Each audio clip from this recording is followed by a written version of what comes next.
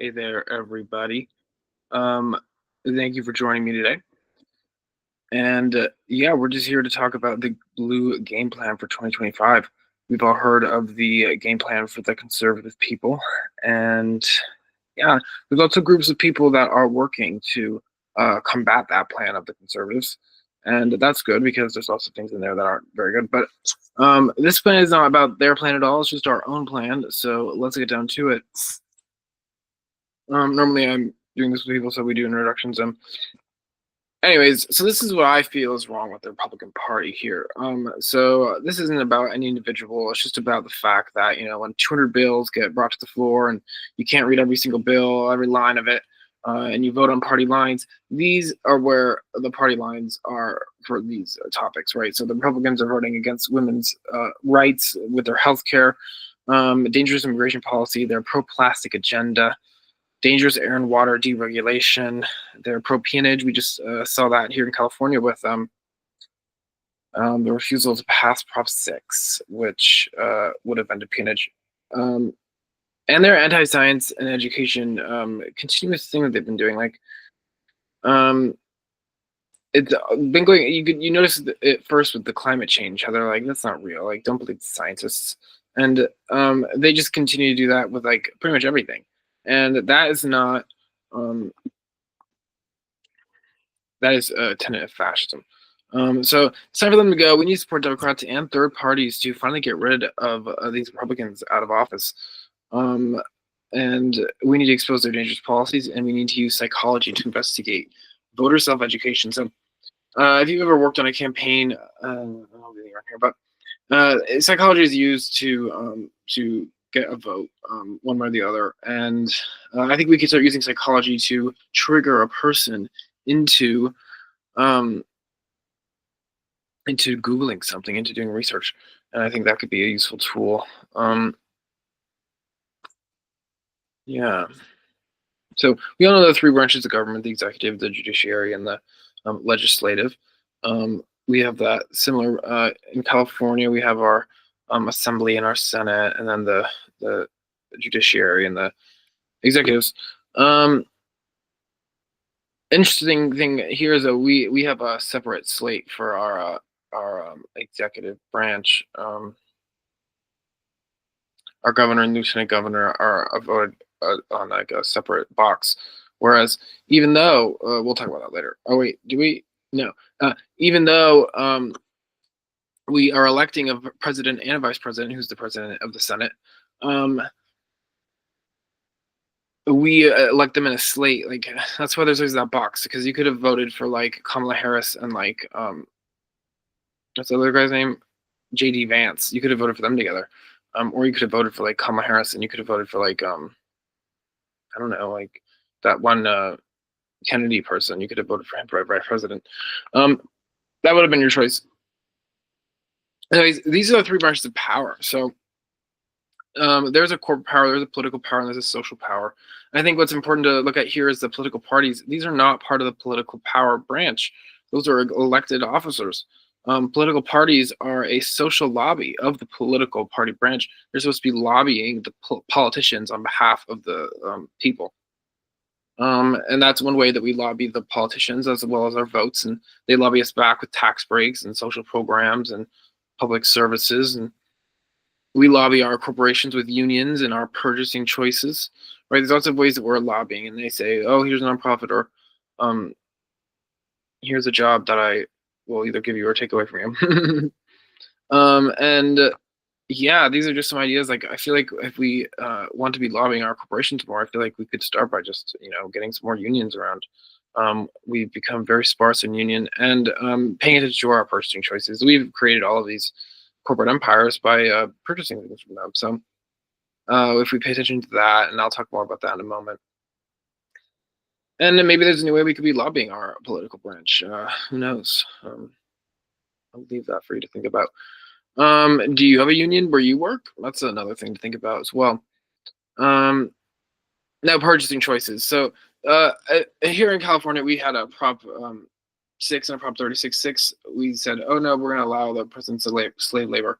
And then 36, we said, oh, we're going to move the felony level down to $0 for a theft. So if someone steals like a candy bar from the 99-cent store, they can now become um, an imprisoned felon. And these people are the ones that paid for that to happen. Walmart, Target, and Home Depot. So, I say boycott them. These are the people that use prison slave labor in their supply chains, and this has been traced by various people. You can check it out for yourself. McDonald's, Target, Ralph's, Kellogg's, Costco, prison slave labor, Coca-Cola, Aldi, Trader Joe's, Whole Foods, Gold Medal, Land O'Lakes, prison slave labor. It's called peonage. So you can boycott those places. These places have expressly said that they will never use prison slave labor. Sprouts, Winco, Farm Fresh to You, they're not using prison slave labor. They're good. Sprouts, Winco, Farm Fresh to You, very good. I recommend going to them. It's basically all the levels of food expense. Farm Fresh to You is super fresh. As it says. And then these are people that have unknown like status. Like if you're going to a farmer's market, I don't know what they were gonna do. You could ask them. And same with the local grocer. I mean, I say support local businesses. State of Brothers is a local business too for California. And well, they haven't made a statement one way or the other, and no one's traced them. So I say, do what you want. And then yeah, this is if I'm in like a meeting and it's like if you want to talk about the corporate way to lobby, then we could talk about it later. Yeah, I'll just tell you. I'm thinking of starting this new like lobbying group of eco businesses, like vegan foods and plastic-free products, and otherwise environmentally friendly things. And then that could be a lobbying group together for the political branch. And so that's one way that you could lobby as a corporation, forming a new lobby group. And then this is how we can start lobbying our political branch. And these are just, I actually first just go through a couple of maps just to say, like, we have to, I mean, before we were even like going and knocking on doors, like we can kind of get an idea of what's going on with the different kinds of maps we have. So here's the congressional districts. And on the left, it's the districts, and on the right, it's the election for the Congress, but broken down by county. So you can see how the red, you think you know where it is, and you're like, oh, it's more over here. And you can see it's very heavily consolidated in this farming region in Central California, which I think has to do with water restrictions from liberal forces. There is like 20 feet of ground collapse there from water overuse from wells and stuff. So I mean, there needs to be a balance found and solutions for everyone. So, and then here's more maps. This is our assembly districts. And so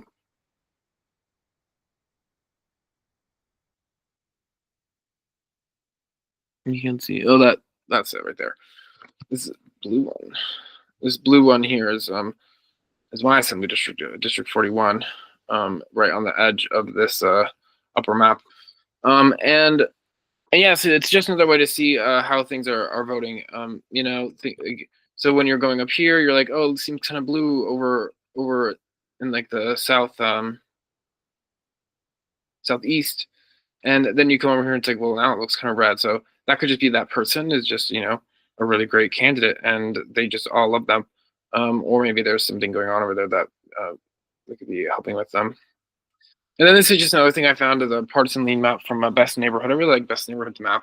They do it based on voting history. You can kind of zoom in and out. You can see different places.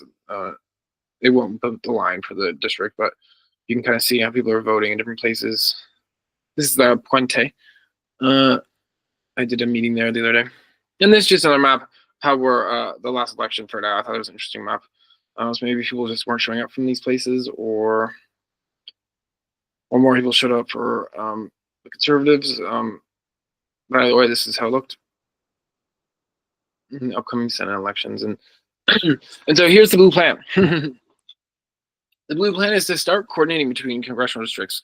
Lots of congressional districts have organizations that are dedicated to like registering people and things. And I think we just need to start better coordinating between each other and sharing ideas, becoming more of our own network. And yeah, we need to be hosting town halls and trying to connect with the people in rural places. instead of just having rallies there. But one idea I've had is that if you're a decently popular politician, why not go having rallies instead into these rural areas, like especially for this governor's race. It'd be great if we got some big rallies off the 395 or off the 5 that people from all the cities came to see. Um, a good way to flow money to local businesses. So this is the plan, y'all. Like, we're just going to be doing the blue agenda by hand. We're going to be building affordable housing with Habitat for Humanity. We're going to get plastic reduced with Civil Rights Foundation because they're passing policies, probably pushing an agenda, and they're also cleaning it up from places so it doesn't get broken down more into annoying places. And then we can sponsor immigrants. We can build houses for them too. And we can also house refugees. So there's lots of ways that we can be doing the blue agenda by hand that we said we would want to do, right? So this is the local Habitat for Humanity. The San Bernardino Habitat for Humanity may or may not be a thing right now. Yeah, the goal is to foster nonpartisan communities. You're just doing things, volunteering with people, and maybe you find inspiration in each other to run for office. And it's just how money is spent.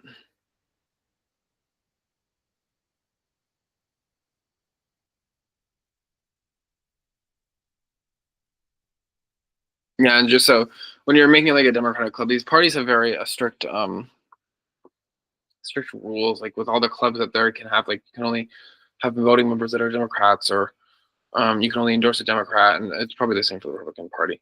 So yeah, this is kind of the idea. Like,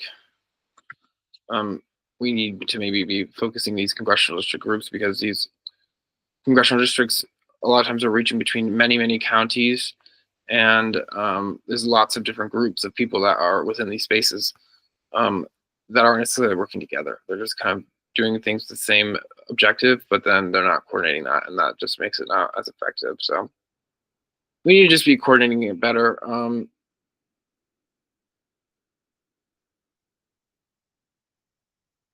And this is where I just kind of, talk about the new left.